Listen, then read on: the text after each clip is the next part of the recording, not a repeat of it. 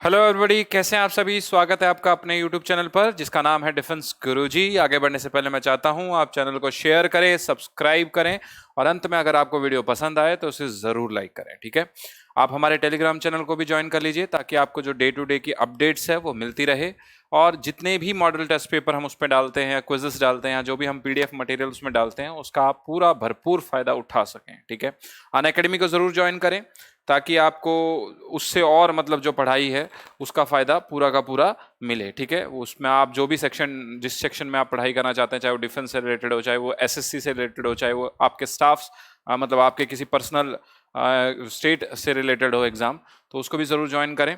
और प्लस आप सर को ज़रूर ज्वाइन करें और सर को ज्वाइन करने के लिए आप कूपन कोड का भी पूरा पूरा मतलब यूज़ कर सकते हैं। ठीक है, और आपको 10% की उसमें छूट मिलेगी। आज का जो हमारा टॉपिक रहेगा, आज मैंने थोड़ा सा अलग सा लिया है।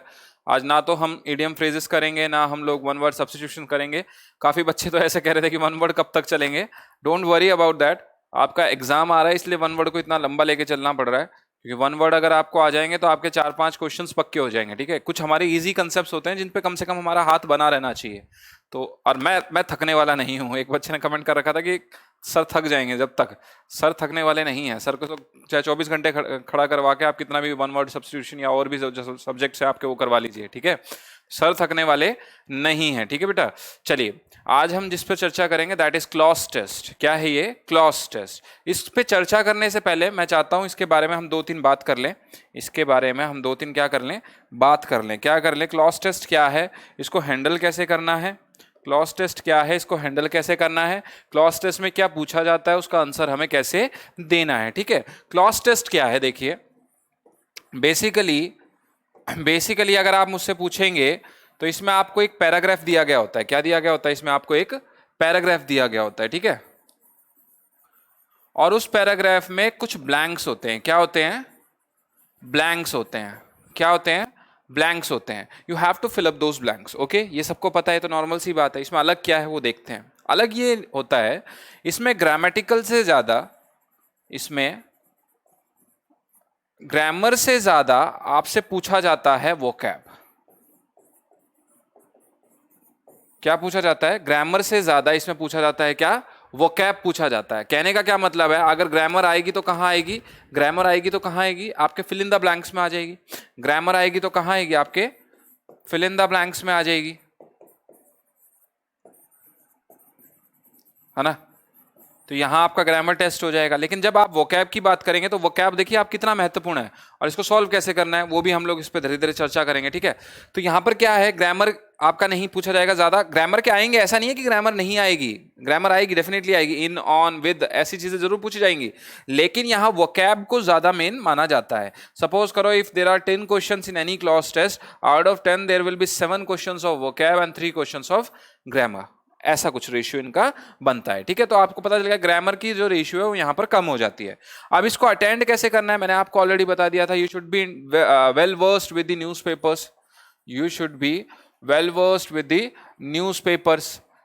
आपकी वोकैब इतनी स्ट्रांग हो, क्या स्ट्रांग हो? आपकी वोकैब बहुत ज़्यादा स्ट्रांग हो, तब तो जाके आप इसको हैंडल कर लें। नहीं हो तो कैसे हैंडल करेंगे, उसमें कंफ्यूज होने की आवश्यकता नहीं है। इतना टिपिकल नहीं पूछा जाता जिसकी वजह से आप इसमें क्या हो जाए, स्टक हो जाएं। क्या हो जाएं? स्टक हो जाएं। इतना टिपिकल आपसे कुछ भी नहीं पूछा जाने वाला, मतलब इतना ही आएगा जितना आप कर सकें, जितना क्या कर सकें आप हैंडल कर सकें। अच्छा, इसको फॉलो कैसे करते हैं? इसको फॉलो कैसे करते हैं? कोई भी पैसेज आता है ना, कोई भी पैसेज आता है तो जहां ब्लैंक दे रखा है उससे पहला और उसके बाद वाला जरूर पढ़ें। ठीक है, हम क्या करते हैं, पहला पढ़ते हैं, उसके बाद उस पर अटेम्प्ट करने की कोशिश करते हैं, उसके बाद वाले को हम नेग्लेक्ट कर देते हैं। ठीक है, you don't have to neglect anything. Don't neglect anything. मेरा मानना यह है कि किसी भी चीज को नेग्लेक्ट ना कीजिए। और देखिए, अगर मैं ये कहूं कि भाई पूरा पैसेज पढ़ लो तो मैं बड़ा मूर्ख हूंगा, आपको ये सुझाव दूंगा।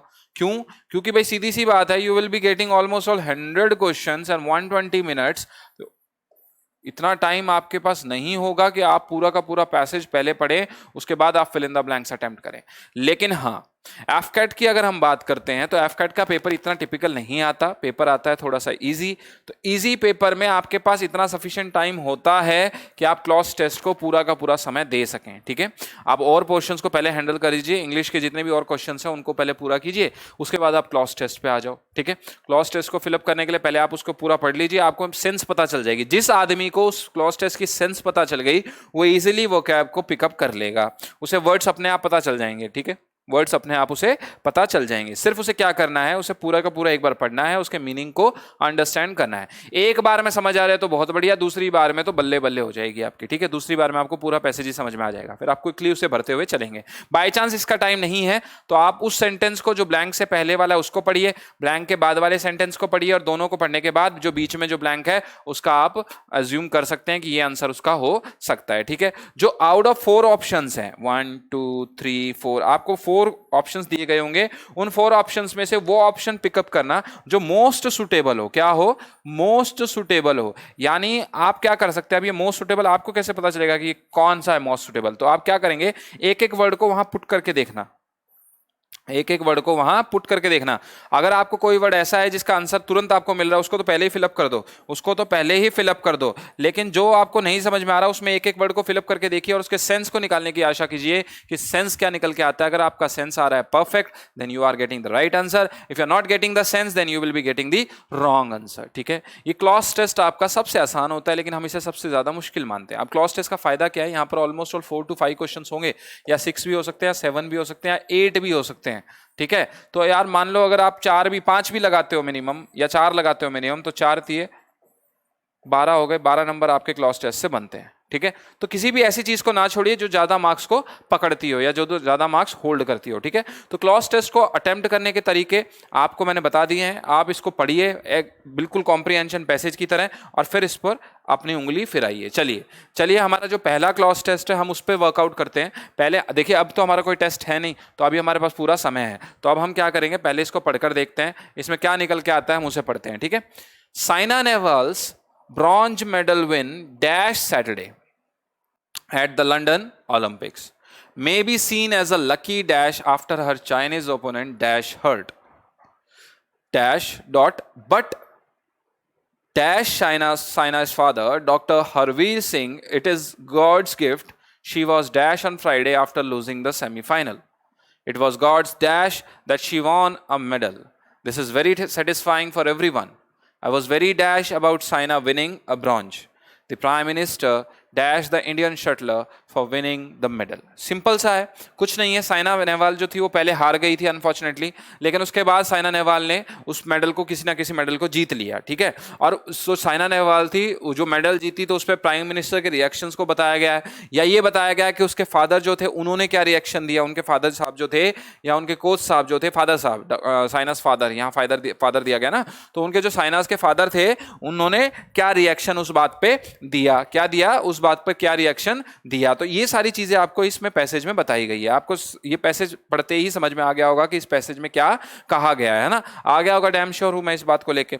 चलिए चलते हैं। Saina Nehwal's bronze medal win dash Saturday. क्या है ये? Saina Nehwal's bronze medal win dash Saturday. अब हम इस पे देखते हैं क्या क्या ऑप्शन हमें दिए गए हैं। पहला ऑप्शन दिया गया हमें ए, हमें दिया गया है ए, हमें ब्लैक पेन कर लेते हैं। ए हमें दिया गया है, ए हमें दिया गया है इन, ए क्या दिया गया है? इन। बी हमें दिया गया है ऑन, और सी हमें दिया गया है एट, और डी हमें दिया गया है इनटू। अब ये क्या कहता है? Saina Nehwal's bronze medal win dash Saturday, यानी जो साइना नेहवाल ने ब्रॉन्ज मेडल जीता था कब? सैटरडे को। कब जीता था? सैटरडे को। तो क्या इनटू आएगा? इनटू तो बिल्कुल यूज नहीं हो सकता। इनटू क्या होता है? मोशन में कोई चीज हो, क्या हो? मोशन में कोई चीज हो। और अंदर क्या दर्शाता है? अंदर दर्शाता है मोशन में। हम कह सकते हैं एट सैटरडे। एट सैटरडे कैसे हो जाएगा? एट तो स्मॉल उसके लिए यूज होता है। किसके लिए? स्मॉल्स के लिए यूज होता है ना। और देखिए इन सैटरडे, इनका मतलब क्या होता है? अंदर। क्या मतलब होता है इसका? अंदर। तो इन सैटरडे होगा क्या? इन सैटरडे होगा क्या? अगर यहां पर होता in the month of July, या in the month of September, या in the month of August, या in the month of January, तो हम यहां इन लगा सकते थे। तो यहां पर इन सही था, ठीक है। लेकिन अब बात हो रही है सैटरडे की, हफ्तों की, और हफ्तों से पहले हम कौन सा यूज करते हैं प्रीपोजिशन, दैट इज ऑन। कौन सा प्रीपोजिशन ऑन करते हैं हम, ऑन करते हैं। कौन सा प्रीपोजिशन यूज करते हैं हम, ऑन यूज करते हैं। कौन सा, यानी Saina Nehwal's bronze medal win on Saturday. कब, सैटरडे को। ऑन किसको दर्शाता है, सैटरडे को, है ना। सैटरडे सैटरडे कुड़ी सैटरडे सैटरडे करती रहती है ऐसे, तो सैटरडे को क्या आ जाएगा, ऑन आ जाएगा। At the London Olympics, at क्या है, लंदन ओलंपिक्स पर, ठीक है।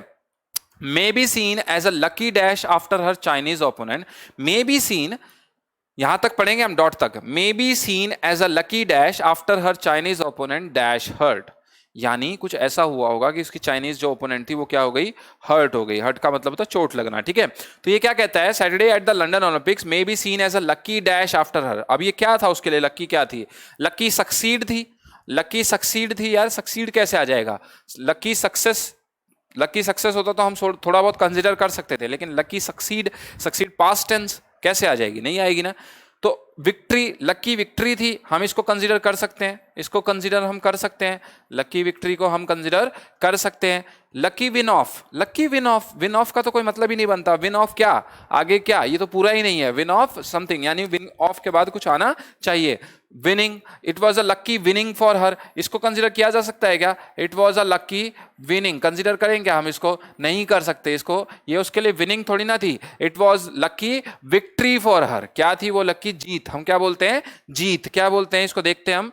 It was Olympics may be seen as a lucky victory, इसको क्या बोलेंगे हम, विक्ट्री, ये उसके लिए क्या थी, एक लकी जीत थी, हम क्या बोलते हैं इसको, जीत। विक्ट्री क्या होती है, जीत हासिल करना, क्या होती है विक्ट्री, जीत हासिल करना। तो ये उसके लिए क्या थी, एक विक्ट्री थी। After her Chinese opponent dash hurt, उसकी चाइनीज ओपोनेंट को क्या हुआ, उसकी चाइनीज ओपोनेंट क्या हुआ, क्रैश्ड हर्ट। क्रैश, क्रैश तो गाड़ियों के लिए यूज होता है, जब गाड़ियां वो क्रैश हो जाती है रोड पे, तो ये तो बिल्कुल नहीं, ये तो बिल्कुल जच ही नहीं रहा।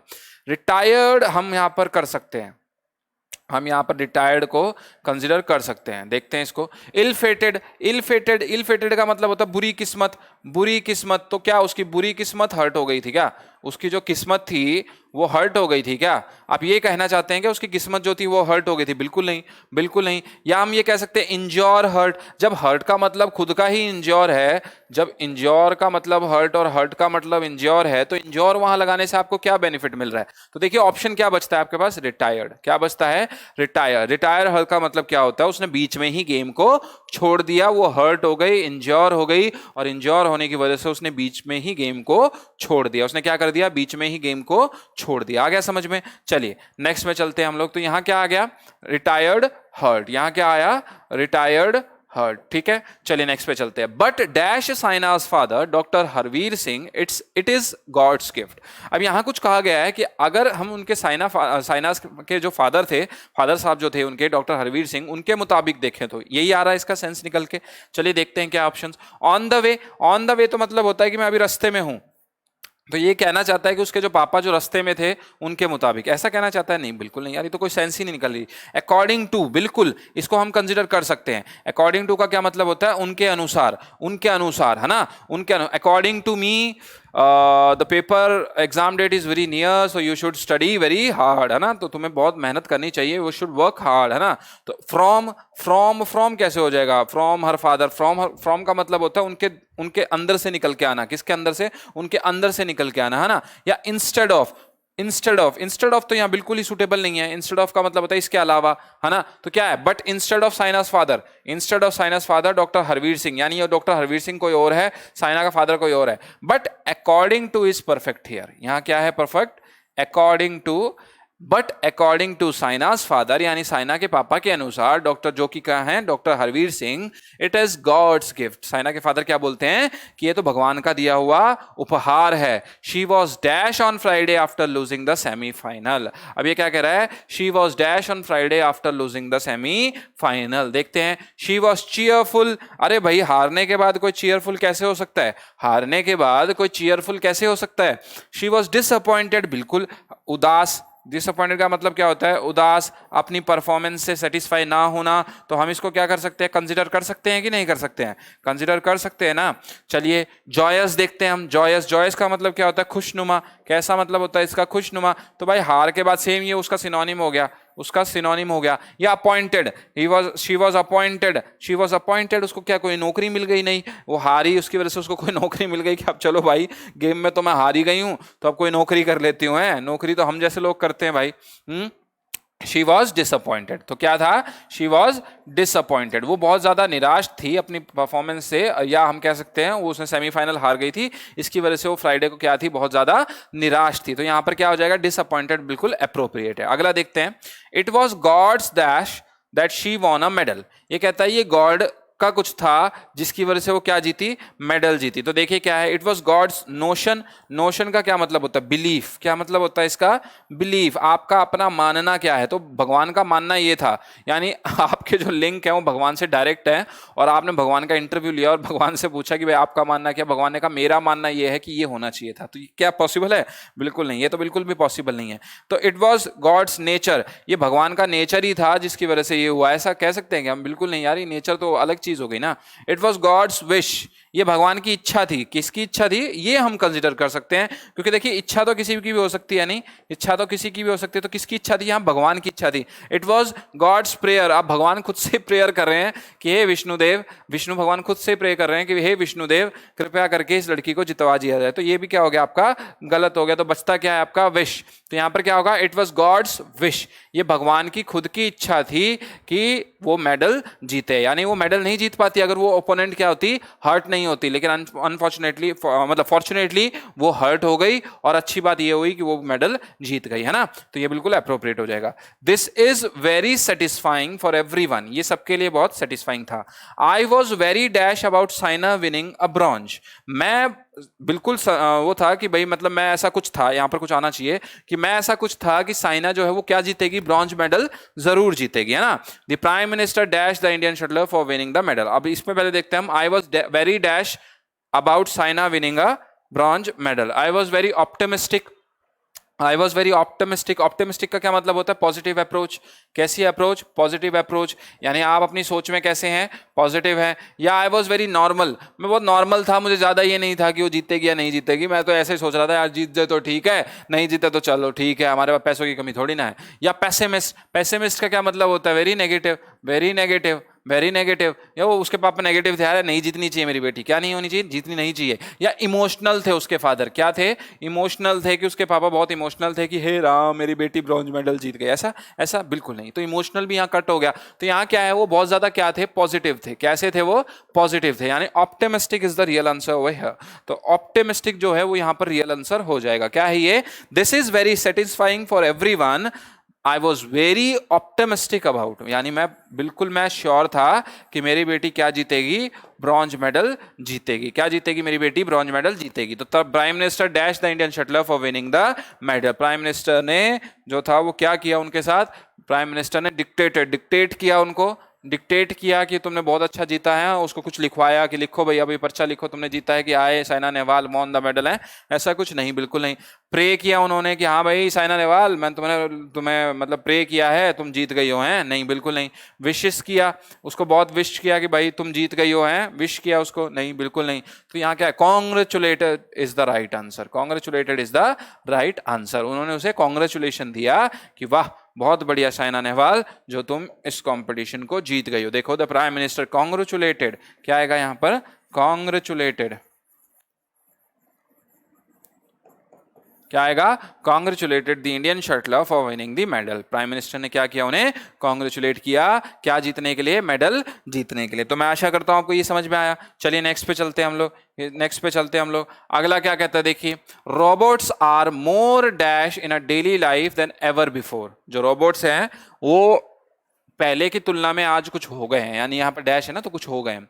Digital assistants control smartphone apps dash physical boards teach students in schools sanitise hospitals and deliver food. ये सारी क्वालिटीज बता दी गई कि जितने भी डिजिटल असिस्टेंट्स हैं यानी रोबोट्स हैं, ये क्या करते हैं? ये स्मार्टफोन्स को, ऐप को कंट्रोल करते हैं, या हम कह सकते हैं बच्चों को पढ़ाते भी हैं। फिजिकल बोर्ड्स आपने देखा होगा जापान में टीचर्स की जगह रिप्लेस कौन कर रहा है? अब तो देखो आपको हम पढ़ा रहे हैं, अब आपको हम पढ़ा रहे हैं ऑनलाइन में, अब तो चलो ये डिजिटल के थ्रू हम आपको पढ़ा रहे हैं, लेकिन एक ऐसा समय भी आएगा फ्यूचर में जब आपको रोबोट्स पढ़ाने लग जाएंगे, there is no need of teacher, वहां मैन वर्क कम हो जाएगा और मशीन वर्क ज्यादा हो जाएगा, मैन वर्क कम हो जाएगा, मशीन वर्क ज्यादा हो जाएगा।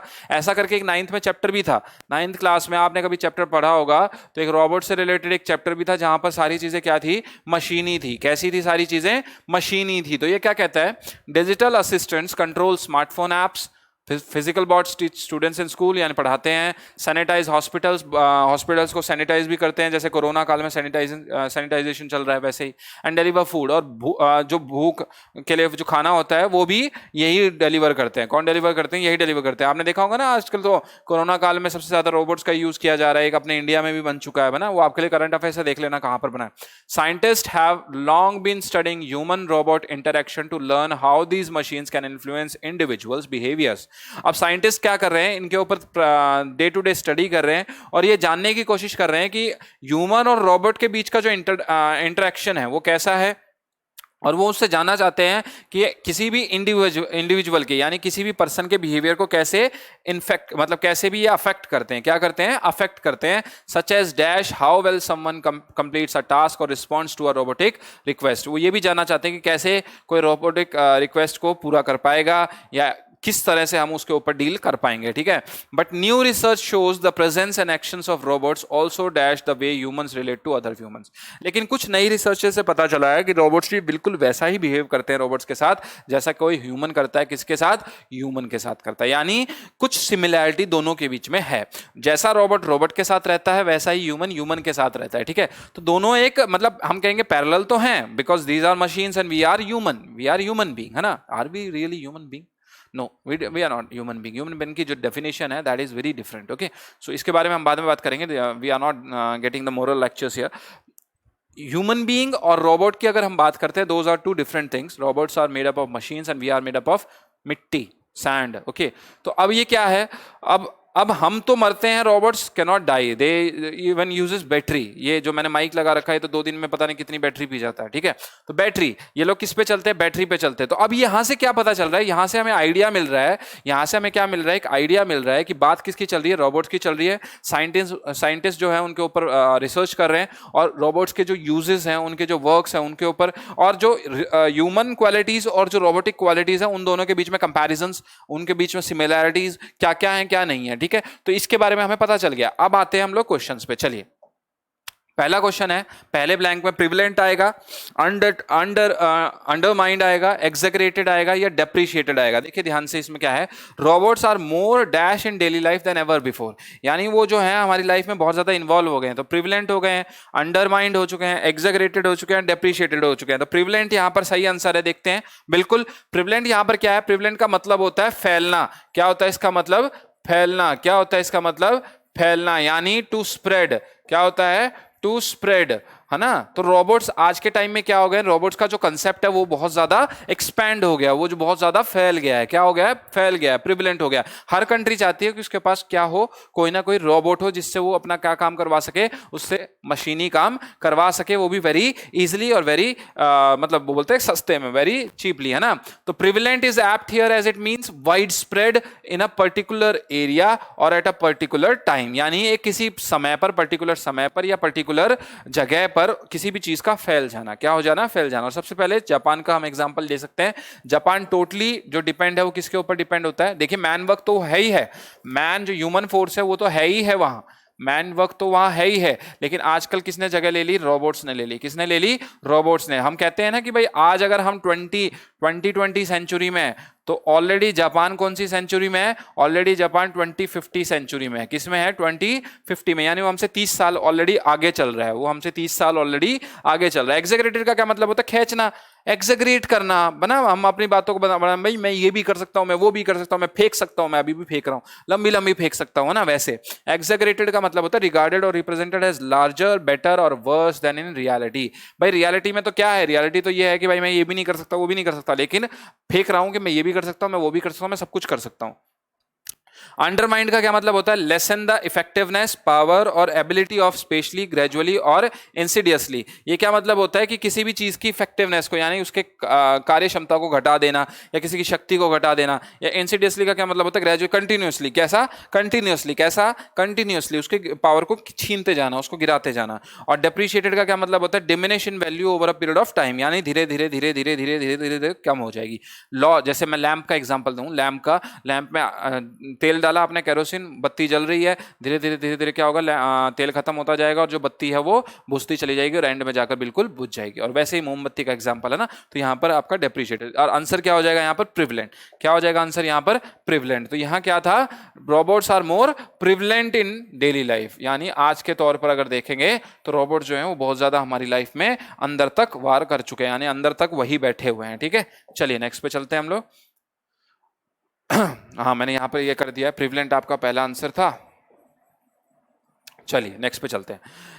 नेक्स्ट के ऑप्शन है आपका सिंस, वाइल, हाउ, व्हेन। क्या क्या ऑप्शन है? Since, while, how, when. ये क्या कहता है? In a daily life then ever before digital assistants control smartphone, apps, dash physical boards, while physical boards teach students in school, या since physical boards teach. Since तो आएगा नहीं, since तो 100% नहीं आना चाहिए। सिंस का मतलब क्या होता है? तब से, है ना? तो क्या पुराने टाइम से हमें रोबोट्स पढ़ाते हैं? बिल्कुल नहीं।